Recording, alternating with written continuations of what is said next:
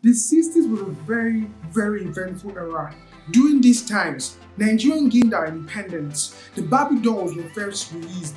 Martin Luther King Jr. gave his I Have a Dream speech, and for the first time, man walked to the moon. Of course, the automobile industry was not left behind in this as car racing became a worldwide sport and some of the best cars ever were released. In this video, we're going to be talking about our top 5 cars from that era. Yo, it's Opaleke here and you're watching MPH Beasts. The 1965 Aston Martin DB5 was crowned the most famous car of the 60s. We could say that this was because of the influence of the James Bond movie franchise, but the DB5 in itself is a splendid automobile. It came with a 4-liter engine that produced up to 282 horsepower and had a top speed of 142 miles per hour. And it could go from 0 to 60 miles per hour in 7.1 seconds. The DB5 was a major part of the DB car series, which was named after the then new owner of Aston Martin, David Brown. It also has a rich history in car racing as some of its predecessors such as the DB1, the DB2 and DB3S did amazingly well in car races all over the world, even in the Le Mans race.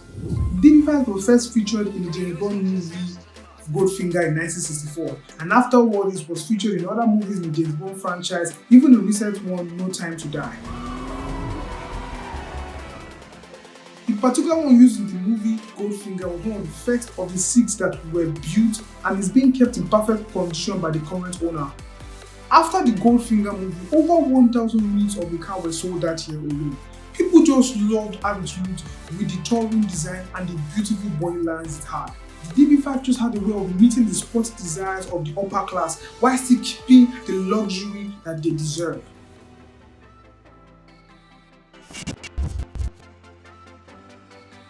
The word Miura belongs to a breed of Spanish fighting bulls. This is a befitting name for a 430 horsepower, transversely mounted mid-engine that can go from 0 to 60 miles per hour in 5.8 seconds. Introduced to the world in 1966, the Lamborghini Miura is a beast with many titles. In the 60s, it was crowned the fastest standard production car in the world, and right now it is being tagged as the father of all supercars, the supercar genesis.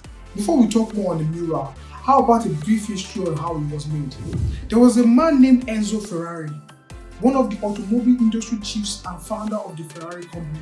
His cars were every man's dream, but they were ridiculously expensive, so only the wealthy goons in Italy could afford it. One of these men was Ferruccio Lamborghini, who made a huge living in selling tractors. Ferruccio noticed that his Ferrari cars broke down a lot, and when they do, it cost a lot to fix. So one day he decided to check it out himself. When he did, he found out that in these cars were cheap parts that usually put in his tractors. I remember these cars were very, very expensive. He confronted Enzo for this, but Enzo himself was a very proud man. He claimed that his cars were one of the best in the world and a guy, Lamborghini Ferruccio, was just a mere tractor maker. After hearing this, Ferruccio was mad and vowed to make a car that would beat Ferrari at his game. And he did this with the Miura. This reminds me of someone that did not like what he saw on Twitter and decided to buy Twitter to change that. The Miura itself was breathtaking and it broke the norms. Aside from not coming with the usual popping headlights and not having side mirrors, it came with a mid-engine configuration. Before it, only race cars had the mid-engine configuration, and a guy, Lamborghini Ferruccio, made it very clear to his designer that he did not want to make a race car. Guess why? He just did not want to. He did not want to compete with the big dogs in the race car industry like Ford and Ferrari. Rather, he wanted to craft out a niche for himself, one that released cars for the wealthy businessmen who wanted the best of engineering technology and style, while still maintaining the powerful and refined drive. His engineering team, which consisted of young engineers, however, convinced him to make cars that drove like race cars but were roadworthy. They pointed out that for them to achieve what he had in mind, a mid-engine configuration was the best for proper weight distribution. He reluctantly agreed, knowing that if his startup automobile company was able to achieve this would be huge for them. They met some hurdles on the way, and one of the major ones was the rear visibility and ventilation issue that came because of the engine was inside the cabin and was covered by a rear glass windscreen. Thinking about it though, driving the Miura must have been very, very exciting. First off, It was more powerful than anything Ferrari had at that time. And then while driving, you could hear the engine roar from behind you. If you are lucky, you can even catch glimpses of the engine valves opening and closing while you are driving through the rear mirror. Sadly, in 1973, Lamborghini himself announced that they were not going to continue with the Miura after they released the Countach concept car. I'm sure Lamborghini must have told himself, I finally rest and watch the sunrise on a grateful universe. He had finally beaten Ferrari at his game. The 1963 Volkswagen B2 has to be one of the oldest cars still in use today. The B2 was first designed in 1938 for Adolf Hitler and was meant to be sold to the wealthiest homes in Germany back then. But production was halted when the factory meant for it was converted to one of Germany's warehouses for storing ammunition and all during the war.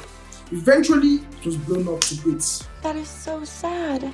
Once production was restarted, it was not until the early 50s that this car was able to be seen in Europe and North America. Between that time and 1979, 21 million units of this car were sold worldwide. It was even awarded the best-selling import in the US back then. And of course, Nigeria didn't carry last. During the 60s, the B2 was a symbol of the Nigerian working class man. It was so loved here that Volkswagen had to erect an assembly plant which was commissioned by former military president Cobra. The funny thing is that even though this car was a luxury car back then, there's a 90% chance that if you are a millennial, you learned how to drive with this car. The B2 had a simple exterior design shaped like a bug. It used a 1.8 air-cooled engine instead of a water-cooled engine, which was more complicated for German manufacturers back then. By the mid-70s, it was very obvious that the B2 was becoming outdated, but Volkswagen kept it going till it was redesigned in 1997. Even with the redesign, about 1.2 million units of this car were sold worldwide. Unfortunately, it was discontinued in 2018. Like they say, good things must come to an end. This famous American sport car was another automobile icon from its time, and it was a dominant force in the race car world. This was all thanks to the man behind it, Carroll Shelby.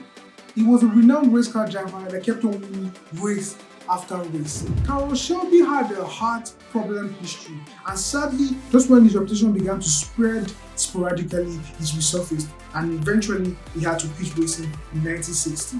Mr. Shelby did not let this weigh him down. Instead, he went ahead to build his own car, and he wanted not just any car, but a car that could stand shoulder to shoulder to the cars from Ferrari.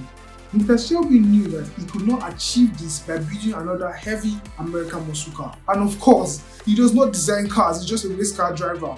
So he contacted British car makers AC Cars. They had great knowledge making lightweight cars. The next thing was to tackle the issue of the heart of the car.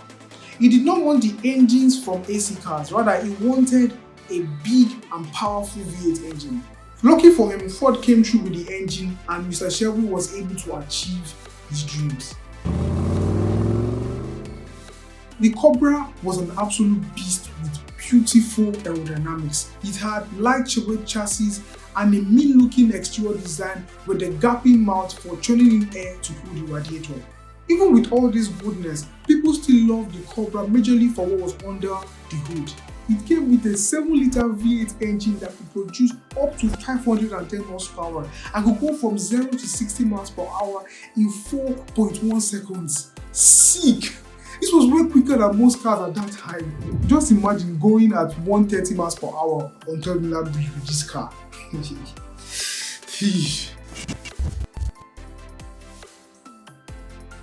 The 1963 Corvette Stingray is one of the most iconic sports cars from the American automobile industry. And this is majorly because of two reasons. For the first time, coupes were designed as distinct body types rather than the usual soft top that could be rolled to the back. And the Stingray was the first Corvette coupe. The new Corvette Sport Coupe, the most exciting hardtop model you ever laid eyes on. Secondly, this was one of the first cars that came with 4 independent suspension systems which made driving good and handling solid. Once the car was released, people rushed at it like ants at the scent of sugar. It was so loved that at the first year alone, 22,000 units of the Stingray were sold. The 1963 Corvette Stingray came with a 5.4 V8 engine that produced up to 250 horsepower as standard, with options that could produce up to 300, 340 and 360 horsepower. It could also go from 0 to 60 miles per hour in 5.8 seconds. The Stingray had a clean overall look, one that was dazzled with chrome bits all the way from the front to the back. The rear had a boat tail look, and it came with a never seen before split rear windscreen. Instead of having just one rear windscreen, the glass was split into two, so that in a way it would look like a Stingray, at least from an aerial view. The designers and everybody at General Motors loved this and thought that this was a major design genius move. In fact, one could say that this was at the center of the fame that the Corvette Stingray had, because as soon as it was released into the market, people loved it. However, when people started driving the car, seeing cars behind you through the rear mirror became harder than a camel passing through a needle's eye. It was hard because it had a septon-like thingy in the middle, which took a huge chunk of the rear view. People and even Chevy auto dealers began replacing theirs with a single glass. Eventually, the designers returned to a single glass and people could finally enjoy their drives. Yes, the 60s had exciting times, but to petrol heads like myself, these cars were everything and more. They were powerful, quick, they looked good, and they were very loud. All the qualities that car lovers back then wanted.